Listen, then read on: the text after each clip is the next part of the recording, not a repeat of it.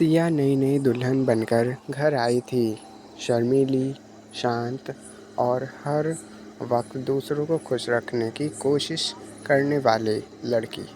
लेकिन इस नए माहौल में जिसे समझने में उसे सबसे ज़्यादा आसानी हुई वह था उसका देवर विवान। एक हंसमुख, सरल और दिल में बहुत साफ लड़का। शुरुआत में विवान उसे बस एक भाभी के रूप में ही देखता था, लेकिन धीरे धीरे उसकी मुस्कान, उसका सबकी परवाह करना और उसका हर पल सलीके से जीना उसे अनजाने में सिया की तरफ खींचता चला गया। सिया भी विवान को पसंद करती थी, लेकिन सिर्फ एक परिवारजन की तरह, जब तक कि एक दिन कुछ बदल नहीं गया। सिया अपने मायके से लौट कर आई थी और शायद उस दिन थोड़ा कमज़ोर महसूस कर रही थी। घर में सब बाहर किसी काम से सो गए थे, बस विवान था। सिया को अचानक चक्कर आया और वह गिरने ही वाली थी कि विवान ने उसे संभाल लिया। उस पल उनकी आंखें एक दूसरे में ऐसी अटक गई कि जैसे दुनिया ही थम गई हो। विवान ने घबराकर पूछा, आप ठीक हैं न भाभी? लेकिन उसके भीतर कुछ और ही चल रहा था। एक ऐसा एहसास जिसे वह दबा नहीं पा रहा था। सिया को वह अजीब सी हलचल महसूस हुई, जैसे पहली बार उसने विवान को किसी और नज़र से देखा हो। वह जल्दी से अलग हो गई, लेकिन दिल की धड़कन तेज़ थी। कुछ दिनों तक दोनों एक दूसरे से नज़रें मिलाने से कतराते रहे, मगर घर में एक बूझी सी फिज़ा रहने लगी थी। एक शाम जब बारिश तेज़ हो रही थी, सिया छत पर कपड़े उठाने गई। हवा तीखी थी और बारिश उसके चेहरे को भिगो रही थी। विवान भी ऊपर आया और बोला, भीग जाएंगी, नीचे चलिए।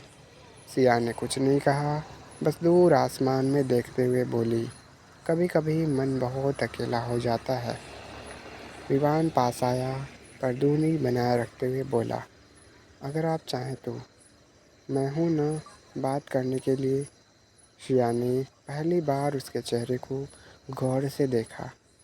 न मासूम देवर, न चंचल लड़का, बल्कि एक ऐसा इंसान जो उसे समझता था, उसे बिना कहे महसूस करता था। अचानक बिजली चमकी।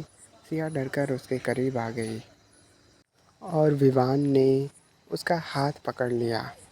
उस एक स्पर्श में जितना दर्द, जितना प्रेम और जितनी सच्चाई थी, उतनी शायद किसी रिश्ते में उम्र भर में भी नहीं होती। दोनों ने कुछ नहीं कहा, लेकिन बहुत कुछ कह दिया। सिया की आंखों से आंसू बह निकले और विवान के होंठ कांपने लगे। भाभी, मैं कोशिश करता हूँ खुद को रोकने की, पर मैं उसके शब्द रुक गए। सिया ने धीरे से कहा, जो रास्ता हमें मिला है वो हमारा चुना हुआ नहीं, लेकिन हमें उसी पर चलना है। विवान ने दर्द से आंखें बंद कर ली। तो मैं क्या करूं? जो महसूस होता है उसे मिटा दूं? सिया ने उसका हाथ अपने हाथों में लेकर कहा, नहीं, बस इसे दिल में ही रहने दो, लेकिन बाहर मत आने देना। कुछ रिश्ते दुनिया के लिए गलत होते हैं, लेकिन दिल के लिए पवित्र।